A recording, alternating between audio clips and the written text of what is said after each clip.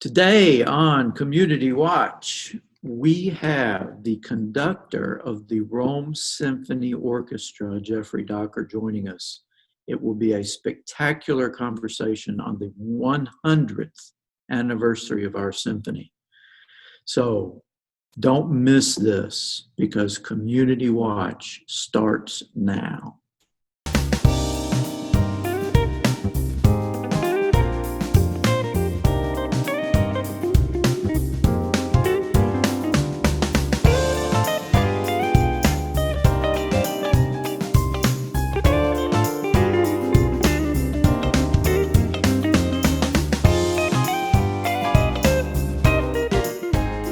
Welcome to Community Watch. I am interviewing solo this week because Greg Shropshire had a work conflict today, and so he will not have the great pleasure that I have of talking with Mr. Jeffrey Dawson, who is the conductor for the Rome Symphony. Welcome to the show. Thank you, John. Thank you very much. I'm very happy to be here today. Well, I know that we have a very interesting season coming up, so I know we're going to get to that, but I gather that you are doing a lot of distance conducting this year. Yeah, it's obviously just like everybody in the world. It's been a difficult time for us, but it's allowing us to be creative. And yeah, I mean, from the time we had to cancel, unfortunately, we had a concert on March 14th, which, if you'll recall, was sort of the day that everything exploded. So we were one of the first orchestras across the country to have to cancel things because we happened to have a concert then. So we've been sending out engagement videos to our patrons. I've been doing lectures and interviews with colleagues, and we've been sending some videos of the Rome Symphony musicians performing from home, just doing everything we can to try to stay engaged with our audience members. That is one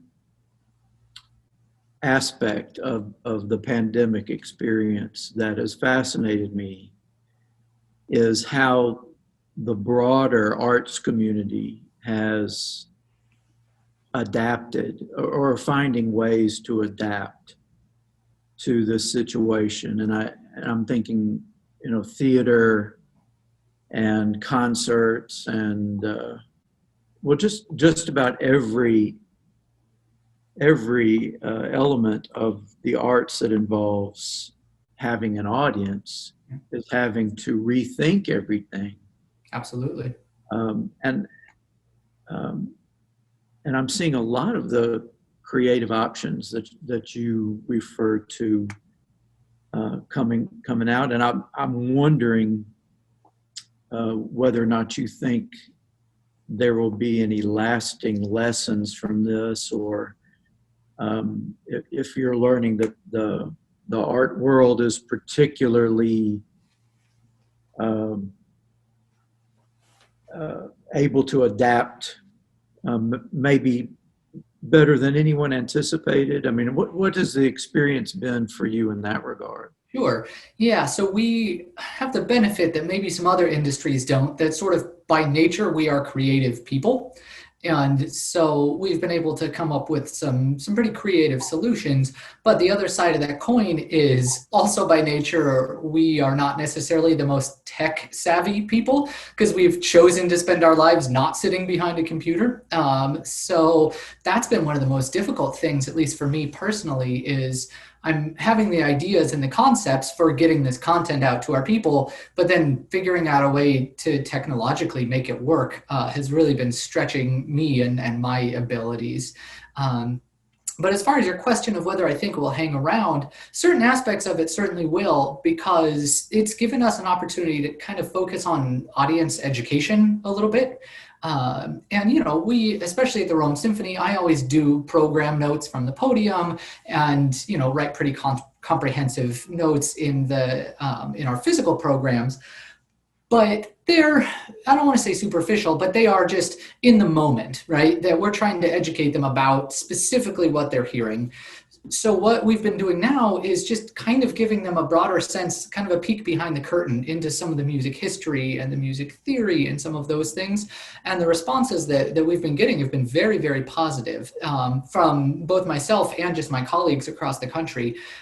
So I do think that will probably stick around, that sort of deeper engagement with the audience, because they now know a little bit more than they knew before, and there's an appetite for that. So, it's going to go back to in person as soon as it can and as soon as it's safe to do so. But I could very much see myself, setting up a scenario in which you're going to get some content, once a month or every 6 weeks or so, just to keep them engaged in between concerts. And I think that's something that will definitely stick around.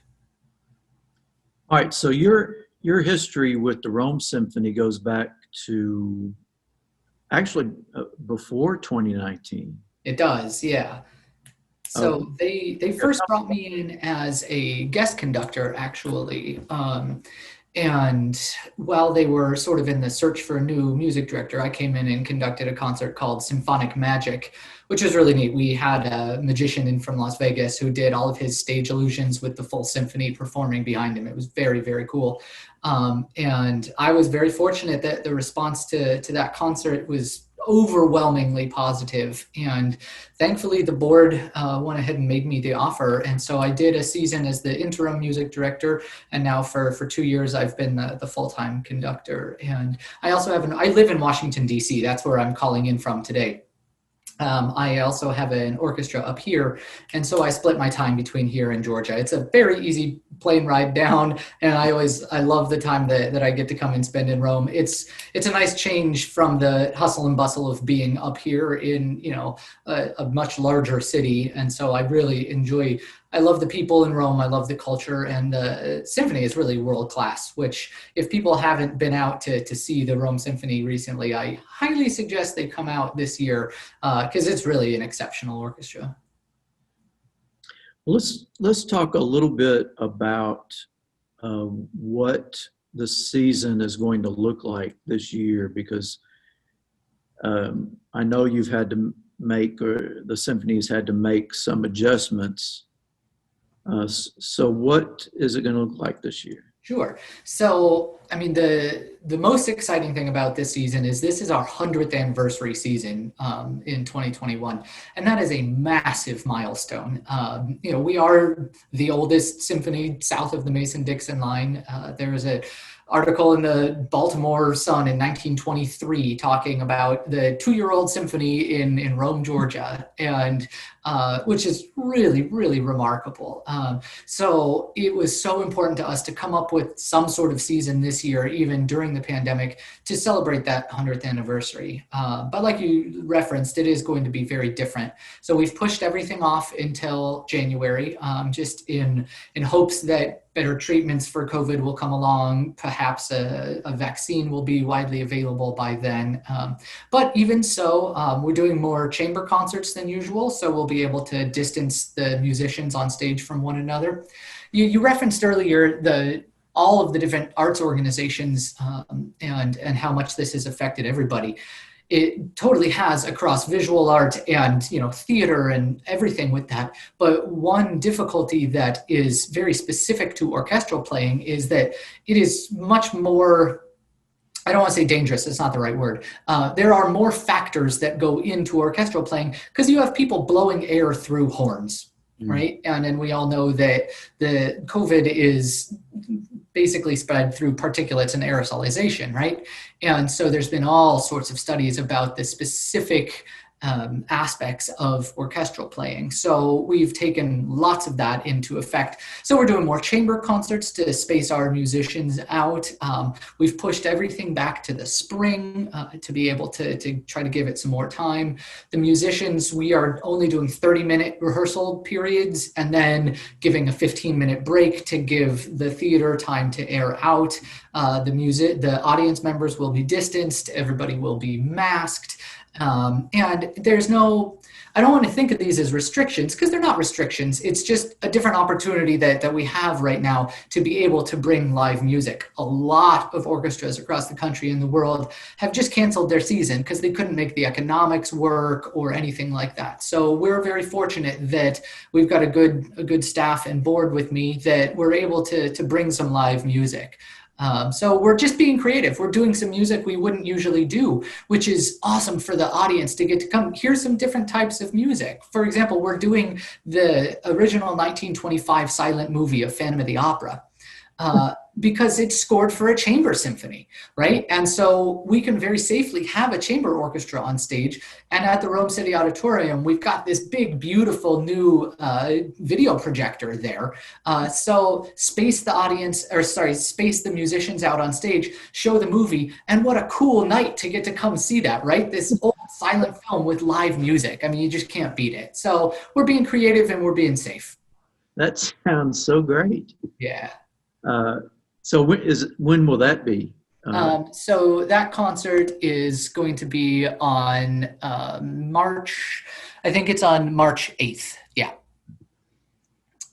So we're starting the season January 30th, and then we have that one on March 8th, and then on April 24th, we're going to do our first big 100th anniversary concert where, if it's safe to do so, we're going to get the whole symphony together and perform Beethoven's Fifth Symphony, which, is one of the most epic and most famous pieces in the classical repertoire. And then just a little bit after that, on May 29th, we're doing Rhapsody in Blue, which, again, one of the most famous pieces ever written, with a pianist that most people don't realize this. Last year, when we canceled the concert at the start of the outbreak, we had a piano player in town from Ecuador in South America, one of the best pianists on the planet, and was in Rome ready to go and perform this concert. And unfortunately, he had to fly home. So he's coming back to town in May to do Rhapsody in Blue with us. And then we have one more outdoor concert on June 26th, which is a jazz moonlight cabaret concert outside at Darlington. That sounds fun too. Well, that sounds like a really innovative and unique season with some classics and also some original approaches to performance. So. That creativity that you mentioned is coming through pretty clearly in the spring. I wanted to ask a little bit about how the orchestra practices during the pandemic. I mean, do you distance rehearse, or how does that work? Yeah, so again, another little peek behind the curtain. The way that it works, because all of our musicians are fully professional paid musicians. It's a world-class professional symphony. So the way that it works for all the concerts is we actually just get together for a week before the concert and rehearse then. So the musicians get sent out their musicians ahead of time to be practicing. And because of the pandemic now, we are greatly reducing our rehearsal time even before the concert. So we're just going to be rehearsing for 2 rehearsals right before the concert. So I've been in contact with the musicians via email and through the librarian, make sure if anybody has any questions, I'm there to answer them. And yeah, so as far as the in-person rehearsals go, we'll be distanced out 10 feet between all of the musicians. Which is going to make us get very creative on stage. And also, the other important thing to note is it's just strings and percussion, no wind instruments. We're still not to a point yet that we're comfortable having wind instruments. But again, that allows for some creativity. Let's make some string music. Let's make some percussion music. And it's really going to test our ears, because when we're that far away from each other, we really have to be listening for the blend and the intonation and things like that. So it'll be a challenge, but again, it's an opportunity is how we're looking at it to better ourselves as musicians. Well, we're coming up on our commercial break. So let's go ahead and take that, and then we'll be back in a minute with a lot more discussion, so do not go away. For 50 years, years, Georgia Highlands College has been a community that takes charge. At GHC, we have a mission to provide access to an outstanding education, meeting the career needs of the region, and helping our communities thrive. Every student we graduate becomes a celebration we never forget. We are more than Chargers. We are Chargers taking charge for 50 years and beyond. Welcome back to Community Watch. We're having a conversation with Jeffrey Dawson, who is the conductor of the Rome Symphony and is leading that group to perhaps their most creative season in the year of their 100th anniversary. Now, I gotta ask this because how rare is it to have a symphony as old as this? I mean, Rome is I think most people who live in Rome think of it as a small town. It's not as small as some, of course, but to have a symphony of this caliber at all is pretty remarkable for a town this size. But to have one that has survived 100 years, I mean, that is just crazy. Yeah, and I describe it to my friends and colleagues this way: if the city of Rome were to try to start a professional orchestra today, it wouldn't happen.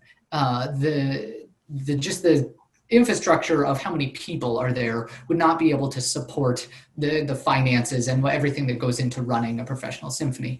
But because we have, this now 100-year history, and because it has been so supported by the citizens over the years, we're able to continue surviving. And yeah, for a town, Rome has less than 40,000 people.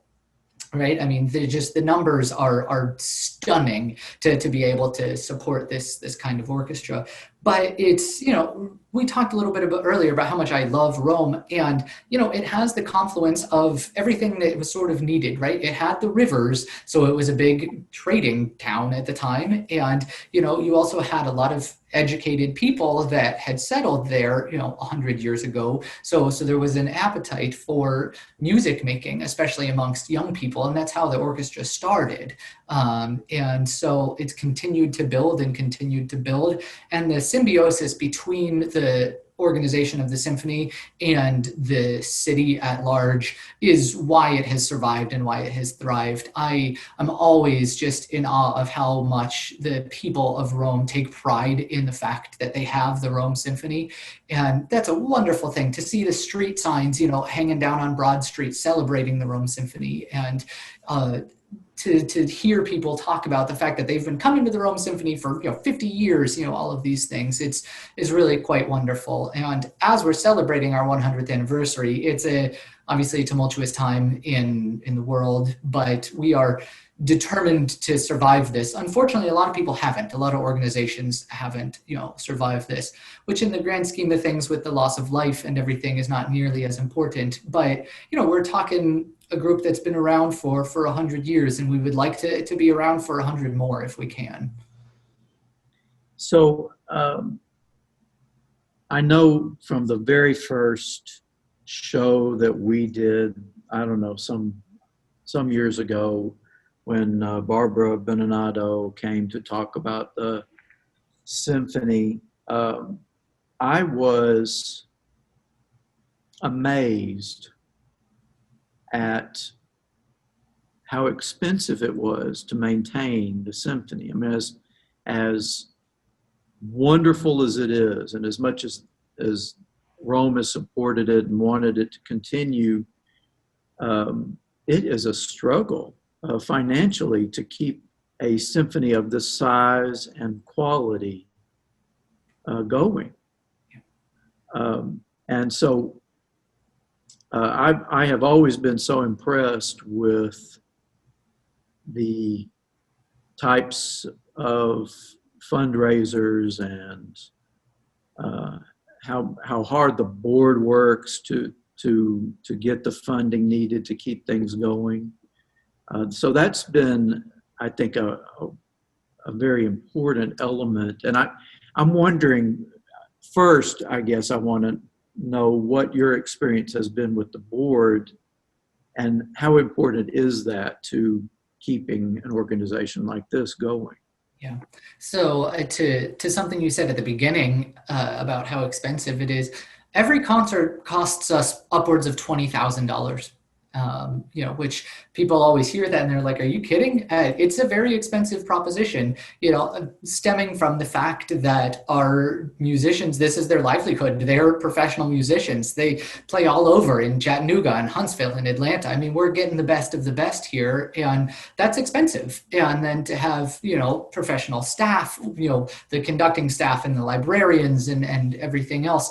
And we run a very tight ship. I mean, no penny goes to waste because it truly can't. And so we have a nice active board of directors who they work very diligently to make sure that, the annual budget is met. And then hopefully we're building up the coffers so that, we're not struggling each year to be raising money. And it's been, I applaud the board, the decision that we made when we had to cancel the rest of the season in March. That first concert that we canceled because it was so close to it, we went ahead and paid the musicians because it wasn't their fault this pandemic hit, right? And we know that this is their livelihood. And the board said, we'll make it work. And to their great credit, they have made it work. And we try to be creative with the fundraising and everything like that. But honestly, and being totally honest here, John, just like every arts organization, there is no guarantee that we're going to survive this because we don't know how long it's going to go on. And we're very reliant right now on people's donations because a large portion of our budget comes from, ticket sales and, fundraisers associated with concerts and things like that. And we haven't been able to do that in 7 months. And so we're going to be rolling out a big 100th anniversary campaign as we get into the season starting in January. And we're very hopeful that all the individuals and businesses across Rome will want to be involved in that because it's a huge deal to have the Rome Symphony Orchestra be 100 years old. I mean, that's something to hang your hat on. And that's something that I don't take lightly. I'm very honored, to be the conductor of this orchestra. And it does, to use the proverbial adage, it really does take a village, and especially in a place like Rome, it really does because there's not a lot of corporate support because we don't have a huge city. So we get creative. The board works very hard. The staff works very hard, and we're gonna continue to do that because as we're celebrating our 100th season, we have to look forward to the next 100 years, and that requires money. Well, I received on email some information about fundraising beginning for the year, and there was something about having music in your backyard. Yeah. So that's another thing that we're doing this year, just as a way to be creative and keep the music going, is providing an opportunity for just citizens, our audience members, to host their own concerts in their backyard where they can socially distance their friends. They know how big their yard is, right? We don't know how big their yard is. So they know how many people it can be safe. And we provide the Rome Symphony musicians, and we'll put together a nice repertoire for the concert. And we've been lucky. We've had a few people so far say, yeah, we'd love to do that. Having some people do a little neighborhood concert, doing it in their front yard so people can just sit in their driveways and listen to the music. And, everything we're doing is it's twofold, trying to make sure that we're providing opportunities for our musicians and trying to just remain in the cultural zeitgeist in Rome. We need to make sure that we don't become an afterthought because the longer this drags on, the easier it is for people to just kind of forget about that the Rome Symphony is a big part of their lives. Well, I just think that's such a brilliant idea, moving the music into the community, because from the standpoint of residents who would love to be going to events and can't. It's we're getting a little stir crazy. Absolutely. So how nice to have the option of. It would be possible then, even if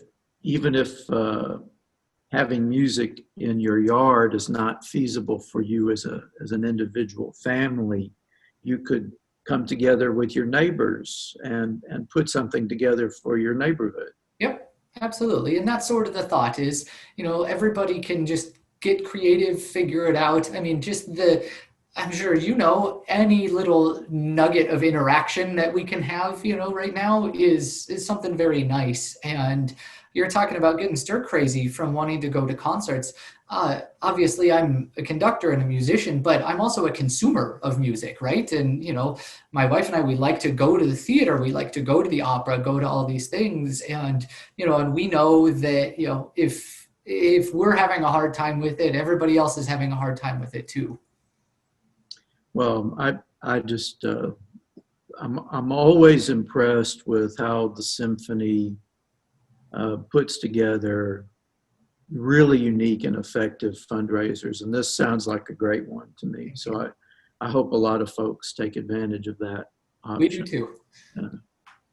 So if folks want to do that, or if they just want to make a donation or do something to help the symphony in this 100-year anniversary, where do they go to see how to do that? Yeah, it's real easy. Everything's on the website. They can just go to romesymphony.org. And there's pretty comprehensive information there, and you can get in touch with us via email or Facebook or the phone number, anything like that. Usually you could even walk into the office, but right now, obviously, we're not having people walk into the office. But yeah, just romesymphony.org.